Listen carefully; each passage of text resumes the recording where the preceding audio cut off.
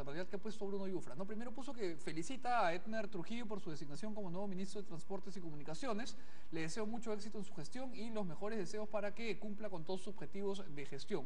Edner es un profesional de primer nivel, éxito asegurado. Y luego, un poquito después, ha tuiteado que mañana oficialmente deja el cargo en el Ministerio de Transportes y Comunicaciones y que desea lo mejor para la siguiente gestión, la que queda en excelentes manos. Sin duda, un mensaje pues final de una gestión que ha sido tristemente infame, ¿no? Sobre todo en esta última etapa. ¿Cómo has visto tú, Ángel, el día de hoy, que ha sido complicado? No, sí, bueno, en cuanto a esto, primero llama un poco la atención porque uno podría haber supuesto de que habría que esperar el fin de semana y la elección del gabinete completo. Quizá lo de Yufra era una situación especialmente complicada. Por eso, o sea, la lógica de las cosas naturales hubiera sido esperar que pase la Semana Santa, tener el gabinete completo con el presidente del Consejo de Ministros y llevar a cabo ordenadamente el recambio, digamos, a comienzo de la próxima.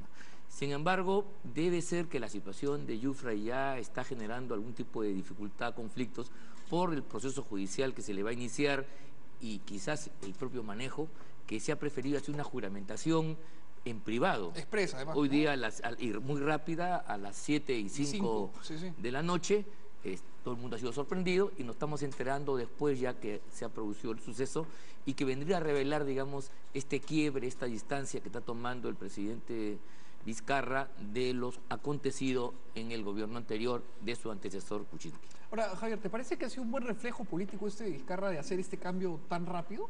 Sí, porque hoy día mismo en los medios la Fiscalía anunciaba que Yufra iba a ser investigado. Es decir, tú no puedes empezar tu gobierno con un ministro que está involucrado en un escándalo que ha llevado a la caída del presidente de la República. Es decir, ahí me parece que Vizcarra está demostrando una vez más que tiene buenos reflejos, que reacciona rápido y bueno, ya cortó el asunto, ¿no? Porque alguna gente había empezado a comentar también de cómo era posible, que ya empezaban nombramientos en el ministerio, que seguramente alguna gente de confianza de Vizcarra que tiene que ir entrando, y cómo Yufra los estaba nombrando, ¿no? Entonces, me parece que ha hecho bien el presidente, ¿no? Cortar por los santos. Exacto, o sea, porque además, si no estás cargando con un fardo que no te corresponde. No, y además la situación de Yufra es especialmente compleja, ¿no? Porque lo que ha dicho en estos audios, fuera de que evidentemente le toca a la Fiscalía probar cualquier delito, ya es bastante grave, por lo menos en términos éticos, ¿no?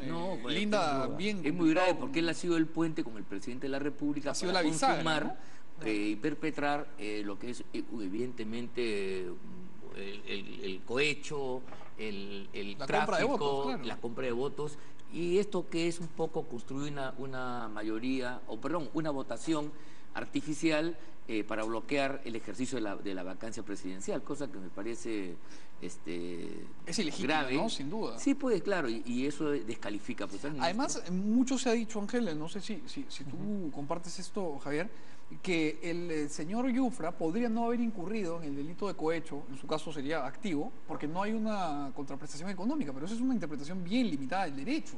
La contraprestación puede ser una obra, una concesión, un favor político. Con que eso se configure, el delito está configurado, valga la redundancia. Claro, pero eso es un tema pues que ya se va a tener que determinar en los tribunales, ¿no es cierto? O sea, pero lo que yo sí creo es que tú no puedes empezar un nuevo gobierno y dar los mensajes que está dando el presidente Vizcarra y mantener con esa cojera, ¿no? A un ministro que está totalmente cuestionado. Es decir, entonces, como digo, me parece que es una decisión correcta y está nombrando a alguien de su absoluta confianza en el cargo de ministro de Transportes y Comunicaciones, que es una cartera caliente, además, porque está el tema chinchero en agenda. Sin duda, y además el tema de la reconstrucción, que también es importante para Vizcarra, de acuerdo con lo que ha dicho esta misma mañana, ¿no? Ahora, mira, volviendo a este punto, yo quiero señalar de que este tipo de ofrecimiento de obras no se parece en nada a la política legítima que tienen los parlamentarios, los pueblos, de exigir que se hagan obras, inversiones en sus localidades. Eso es un manejo político normal y que tiene su propia lógica. Aquí lo que se está dando es una especie de título, una especie de encomienda a las personas comprometidas para que dispongan con ese título de los recursos y de la relación con el Poder Ejecutivo, ¿no? Entonces, que es esto de lo que fanfarroneaba Bienvenido Ramírez. En el fondo es un beneficio económico traducido en un título para que tú dispongas como quieras de esta obra que te la dan a ti para que tú la manejes como te dé la gana. Y con tu gente, ¿no? Y con la gente, ¿no? Porque cuando escuchábamos el audio del señor Bienvenido Ramírez, el video, El señor habla como un cacique, ¿no? En Tumbes el tipo hablaba como si fuese un poder plenipotenciario. Bueno, es que lamentablemente muchos de nuestros congresistas actúan así porque se consideran caciques, caudillos, como lo quieras llamar, y creo que además la señal del presidente es buena porque le está diciendo a todos, oigan, yo con esto no transo. Y eso me parece fundamental, ¿no? Y es un mensaje a los congresistas también.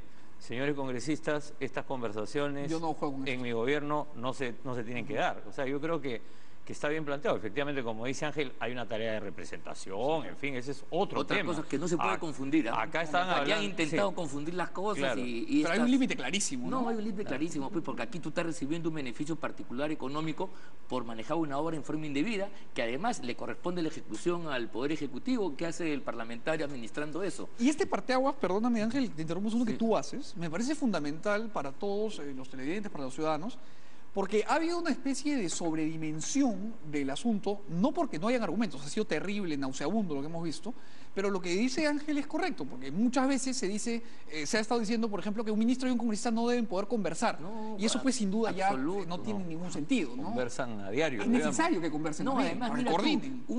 Una autoridad política, a ver, que vaya a un funcionario y le diga cuánto es, lo denuncia al toque y sale volando por los aires en el acto. O sea, eso es casi impensable que se produzca. Este es un manejo de otra manera, que tiene además una lógica anterior que es muy perversa, y si me permites un minuto te la voy a escribir. Esto viene de atrás. Es un mecanismo que responde a la pregunta ¿por qué diablos el alcalde de Pichinac y el de los pueblos pequeñitos del Perú profundo tienen que venir a Lima luego de varios días de viaje a rogar, a ser sometidos a todo tipo de vejámenes en las dependencias públicas, que la cosa sea rechazada? Porque ha habido en los últimos tiempos una centralización, una recentralización de los recursos que en otro tiempo estuvieron presupuestados en los fondos, en las propias municipalidades.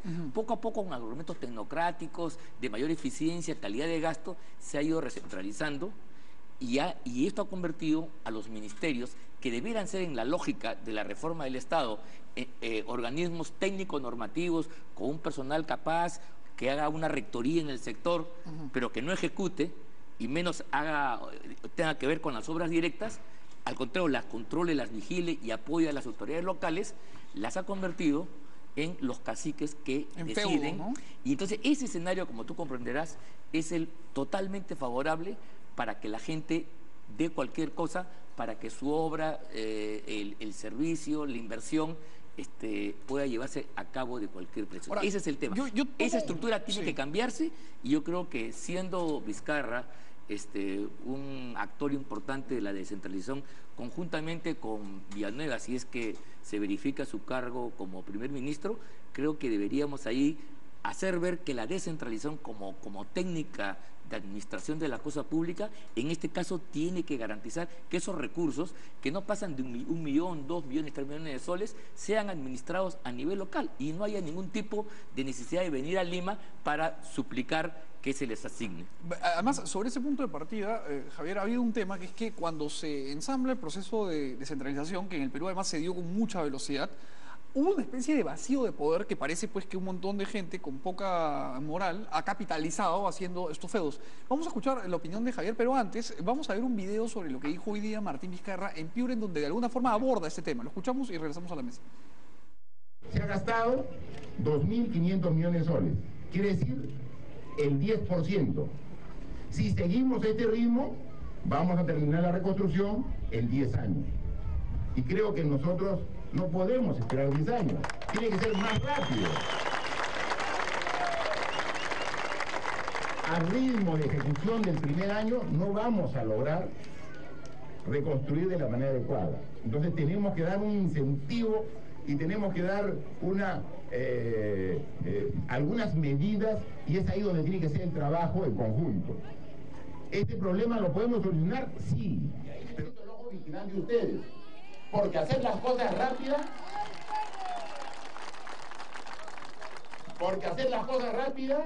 a veces se aprovechan y comienzan por hacer rápido, se sobreestiman los costos y se hacen cosas a mucho presupuesto. Hay que hacer las cosas rápidas, pero bien, sí se puede hacer. Y para eso necesitamos la vigilancia de la ejecución. Esto lo repite, ¿no? Porque primero lo dice cuando se le aleja el micro y ahora lo repite, que es que parte importante de lo que Vizcarra considera como idóneo es trasladar estas funciones, pero con ojos vigilantes, ¿no? Claro. Que de alguna manera es evitar lo que se ha planteado. Mira, ya recordando el tema de la reforma de la descentralización, que es un tema Sí, que claro. con alguien hemos trabajado mucho, hemos discutido mucho en otros momentos, el gran problema que tuvimos fue cuando en el proceso lo que era la acreditación, que estuvo mal diseñada, Así es. simplemente se canceló y el presidente García dijo que se transfiera todo. Y a la par venía la presión sobre los gobiernos regionales y locales porque no gastaban adecuadamente. ¿Te acuerdas la crítica al monumento al No, y dinosaurio, al después hubo pato? este tema en Echarate, que Claro, eran unas piscinas. claro, ¿no? pero ¿cuál fue la respuesta? Fue gasten rápido, gasten más, y mira que a César Álvarez, al Sí, sí, de Ancash. ex gobernador Que gastó bastante. que gastó Sí, todo y se le premiaba y se le reconocía en el Congreso, en los ministerios, por ser el que Un gran mejor gasta- ejecutor, ¿no? El Claro, gran que ejecutor. ejecutaba es otra cosa. Claro, y entonces, y pasaba también en otros gobiernos regionales, también en el Callao, ¿no? Ahí había una ejecución del 90 y tantos %, pero lo que vino fue la corrupción. La respuesta, ¿cuál fue? Vamos a recentralizar.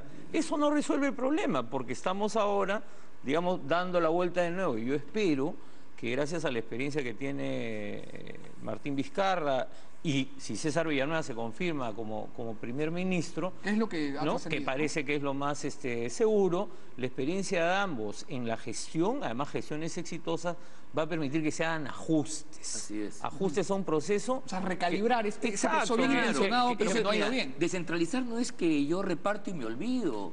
Implica que hay una dirección, es como si tú repartieras los instrumentos a un grupo de músicos y Sin toquen, pues. partituras. No, Claro. tiene que haber un director de orquesta que haga que los sonidos y los modos distintos de cada uno de ellos produzca una armonía global. Claro, y hay un rol bonita. clave en la Contraloría, además que hoy día también el presidente Ha Estado... promulgado la Exacto, ley o sea, de- ese es un de mensaje ampliación también, de funciones, ¿no? Lo Es hizo un- es un- con el señor Schack. Claro, es una señal importante Cosa que estaba también. bloqueada, que iba anteriormente, Así es, ¿no? Además se lo dijeron. Se lo el dijeron. señor, disculpa, Nelson Javier, Schack.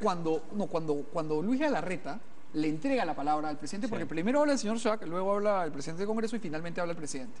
Cuando Galarreta, pues le pasa la palabra al presidente Vizcarra, dice que le agradece mucho a este nuevo gobierno que está destrabando algo que, pues, soterradamente golpea a Kuczynski, venía siendo aguantado por el gobierno anterior. Así es, entonces la Contraloría es fundamental en un proceso de descentralización. Total. En el Estado es fundamental, pero si tú descentralizas y la Contraloría no se descentraliza, No te como- acompaña, ¿no? ¿qué es lo que pasa? Ocurre lo que hemos tenido, falta de control, falta de vigilancia Y corrupción. y corrupción. Y el otro rol es el de la ciudadanía, porque la ciudadanía lamentablemente se le ha acostumbrado en los últimos años a que tiene que recibir las obras, pero también tiene un rol de vigilancia. O sea, hay un componente de la descentralización que se abandonó, que era todo el tema de la participación ciudadana, y se dijo que no, que eso era malo, que no servía.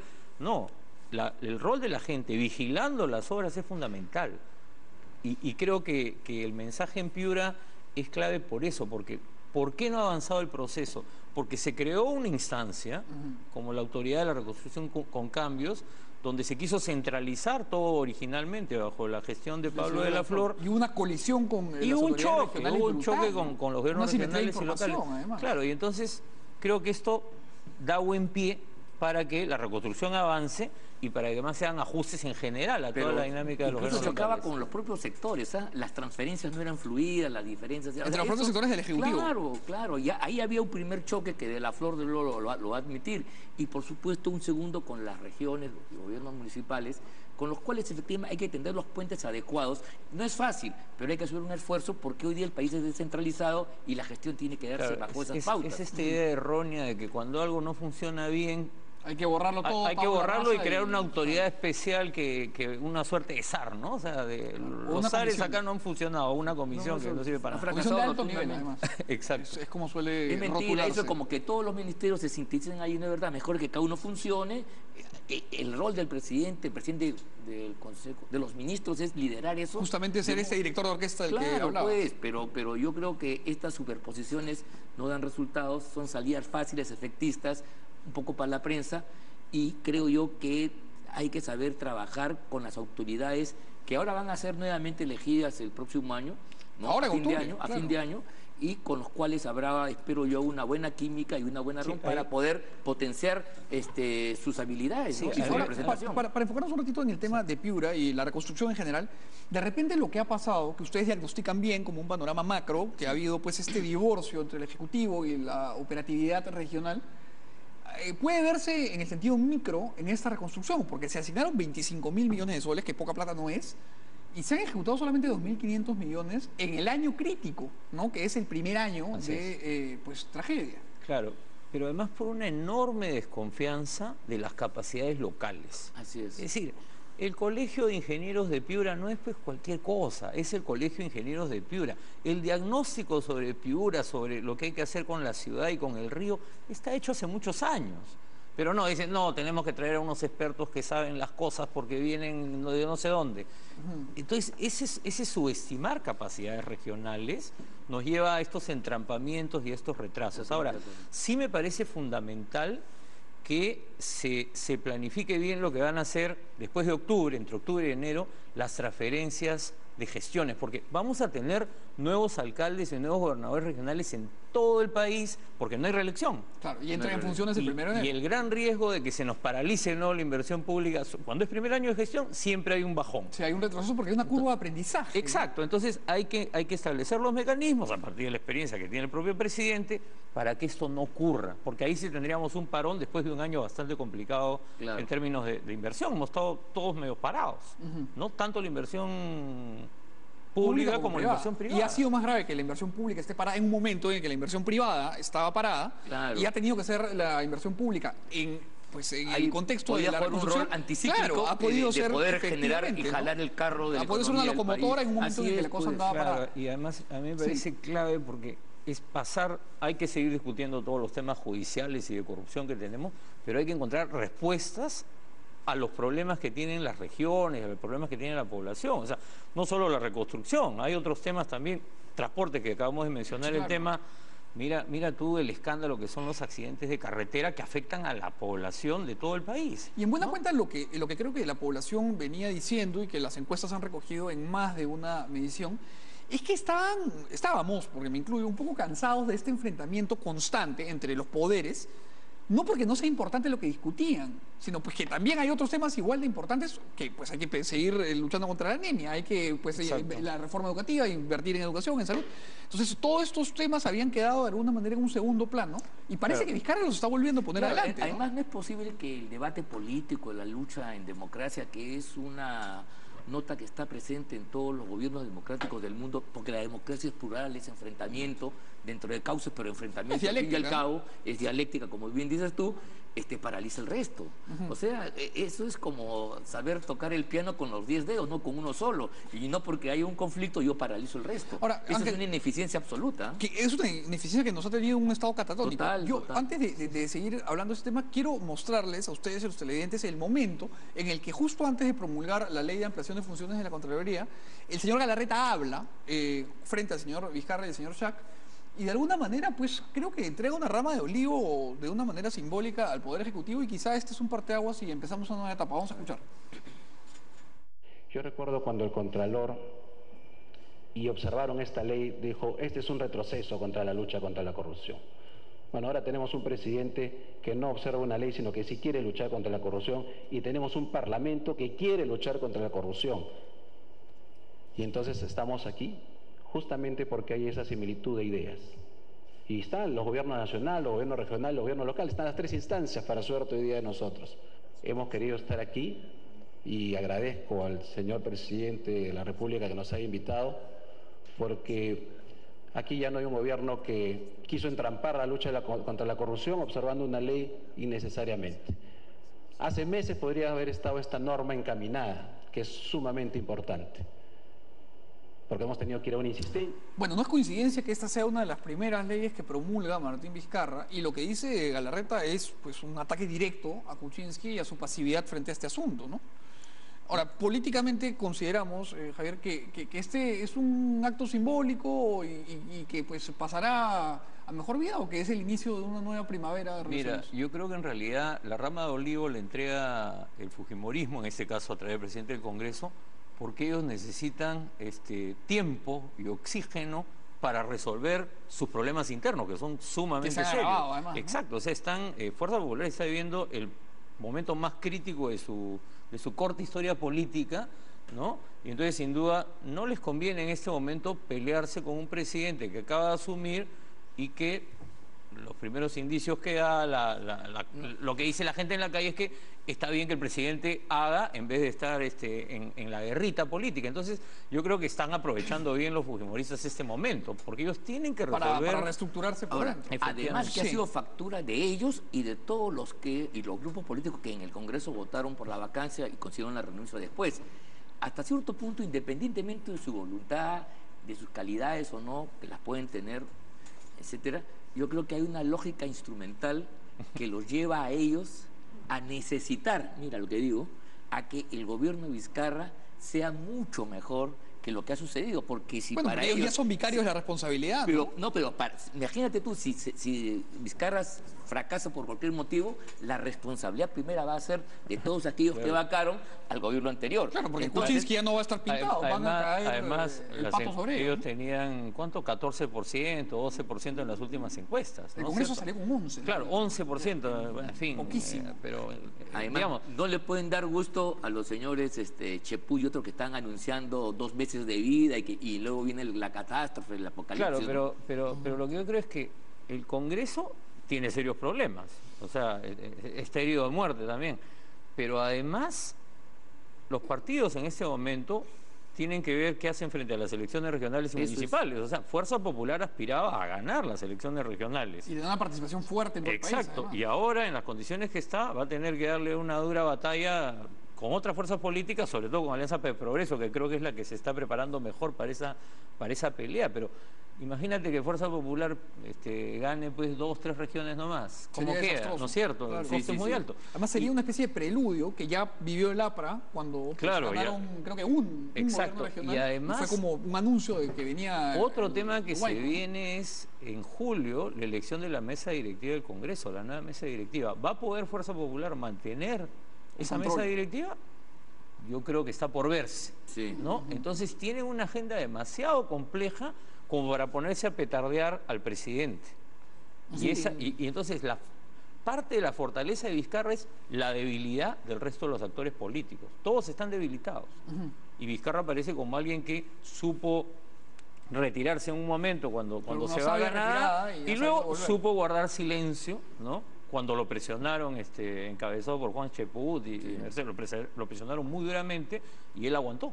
Claro, ¿no? ese silencio fue estratégico porque era una forma de acumular, de decir cosas sin decirlo. Además la distancia le permitió ese silencio, no estar en eso- Canadá. y- pues. y la distancia también fue clave porque él ha vivido la crisis de lejos. De haber estado acá quizás hubiera sido diferente, Claro, hubiera porque, parecido pues, comprometido. además claro. había que cuestión de meterle un micro y ya iba a eso ser es más una difícil. acumulación que por coincidencia o no, de hecho le ha producido Claro, beneficios y él ha sacado provecho de eso. Y claramente. eso además nos dice que no necesariamente, como decían algunos analistas, el presidente se iba a convertir en un títere del fujimorismo. O sea, porque lo que ha demostrado es tener buenos reflejos y buena lectura en una situación política. Estamos hablando de alguien que estuvo a borde de una censura ministerial renunció hace para que no lo menos de un censuren, año sí, claro. y que renunció. Entonces, creo que eso expresa también que tiene un margen de autonomía y que veremos cómo va el nombramiento del gabinete, pero hasta el momento los gestos que tiene creo que van en el sentido correcto para lograr cierta estabilidad Fortalecer, en ¿no? medio de la La crisis que incluso- tenemos. figura de la presidencia, Mira, incluso además, si sí. reparamos, ese gesto también fue inteligente. Él no fue como los otros ministros que llevaron la cosa a una censura larga, un proceso tortuoso, ¿no? De desgaste, además, Que ¿no? desgaste, cuyo punto más alto fue el voto de confianza de Zavala a la ministra Martins. Al contrario, él apenas vio la correlación, renunció y en simultáneo anuló los contratos y la adenda, en cuyo caso desapareció aquella imputación que se le venía haciendo y quedó como parte del debate político en el cual si no estamos de acuerdo yo lo dejo, pues se acabó. Y además No la insisto en el fiscalía poco antes Por de eso, este tema lo terminó... porque ya absolviendo no hay por pues completo, ya ¿no? no hay ningún elemento de Que lo vincule jurídicamente. que pueda contravenir los Ahora, jurídicos.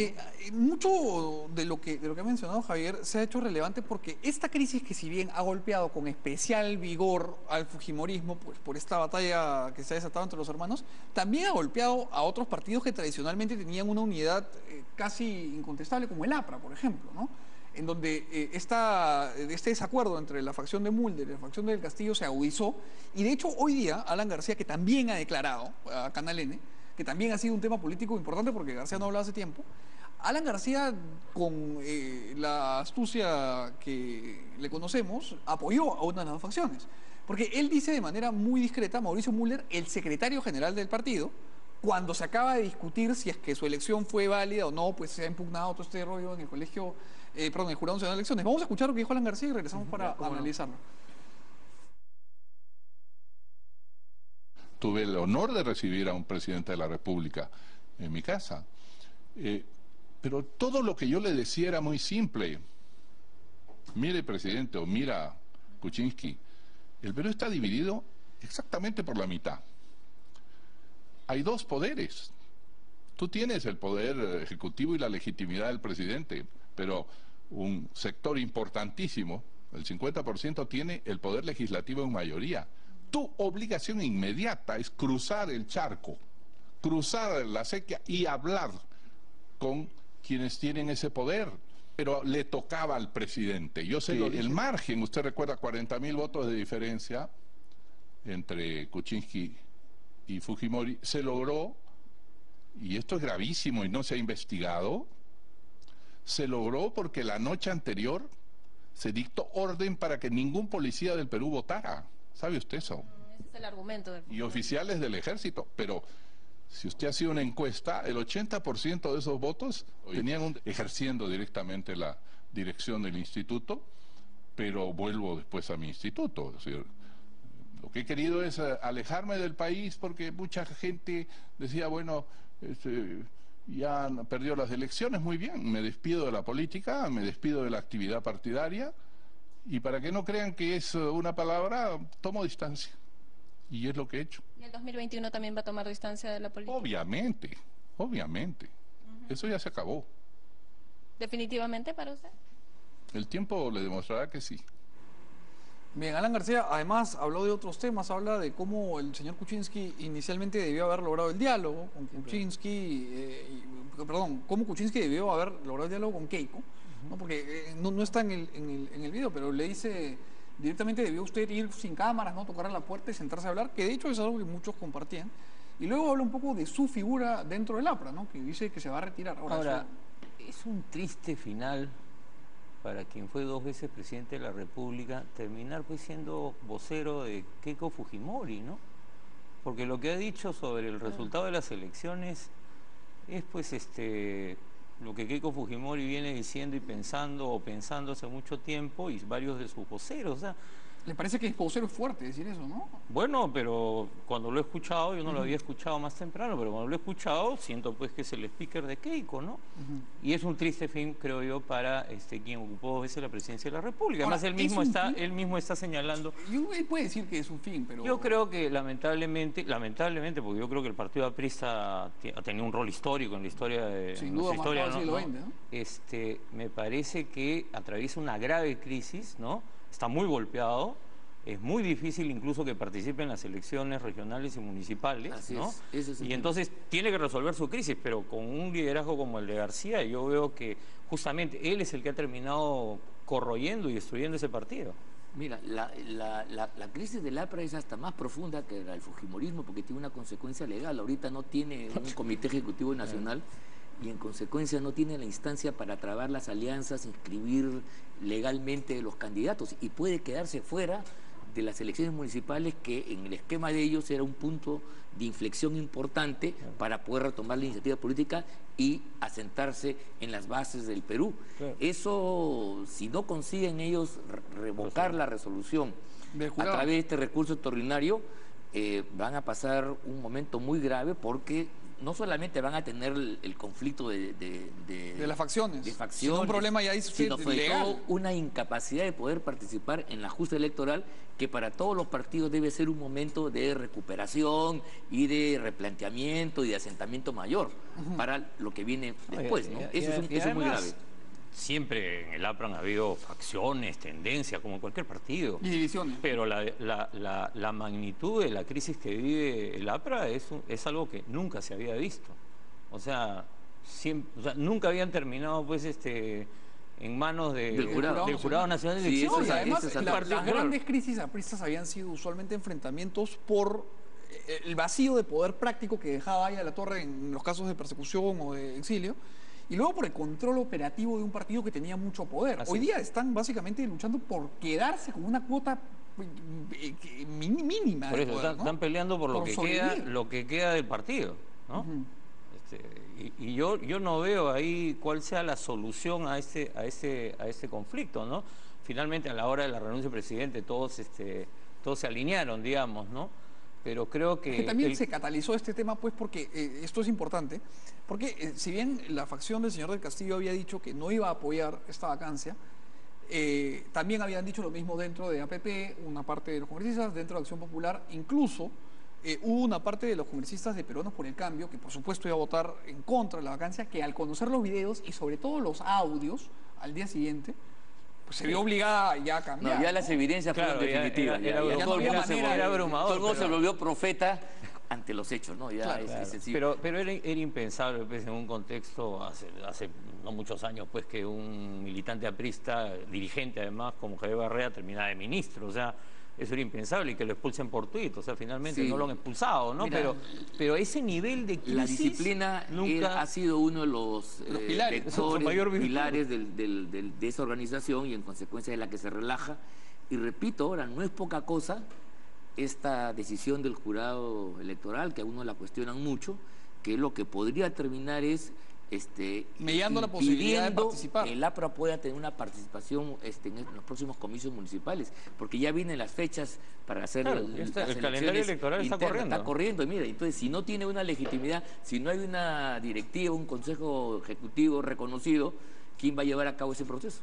Además, algo que ha pasado es ¿No? que, sí, claro, y además algo que ha pasado también es que este enfrentamiento ha llevado al partido a una situación de inmovilización, vamos a decir, política, que ha generado que algunos de sus cuadros terminen participando en la política por fuera, como el caso de Barreda o como el caso del señor Cornejo, ¿no? Que de alguna manera era un cuadro que se perfilaba para la alcaldía de Lima y ahora ha terminado pues siendo candidato o va a ser candidato por una agrupación que nada tiene que ver con el APRA, ¿no? Claro, sin duda, ¿no? Y eso además también se ha dado en otros momentos con otros partidos. O sea, lo particular es que esté pasando con el APRA, digamos, ¿no? Porque la crisis de los partidos es general, ¿no? Y creo que además esta coyuntura política que hemos vivido estaba haciendo estallar a todos los grupos políticos por dentro, ¿no? Y las divisiones existen en todos los grupos, y varios van a ir con muy mal pie a las elecciones regionales y municipales, y creo que se le abre el espacio a los movimientos regionales con mucha mayor fuerza. Sobre todo teniendo a un presidente que fue elegido por un movimiento regional y probablemente un primer ministro que también Los fue elegido cuales por ya un han salido movimiento victoriosos en otras campañas. Solo que, Sí, claro, claro. como son individuales, no suman, ¿no? Pero claro, Así si es. hacemos un esfuerzo de atracción y los vemos como movimientos regionales, son los que ganan la mayoría de las regiones, ¿no? Y municipales. Pero era interesante ver si ahora podía haber una suerte de recuperación de los partidos. Exacto, eso es Y lo que se como- preveía hace unos meses. Y eso es lo que aparentemente vamos a estar en veremos. Viendo cómo se hace. Pero ahora, vamos a hablar de hoy día. El partido, históricamente, digamos, con mayor unión y disciplina, está resquebrajado, que es el APRA. Y el partido que en la práctica, hoy, en la actualidad, tiene mayor poder político es el fujimorismo a través de Fuerza Popular. Eso negarlo no se puede. Que nos guste o no, esa es una discusión que aquí no compete.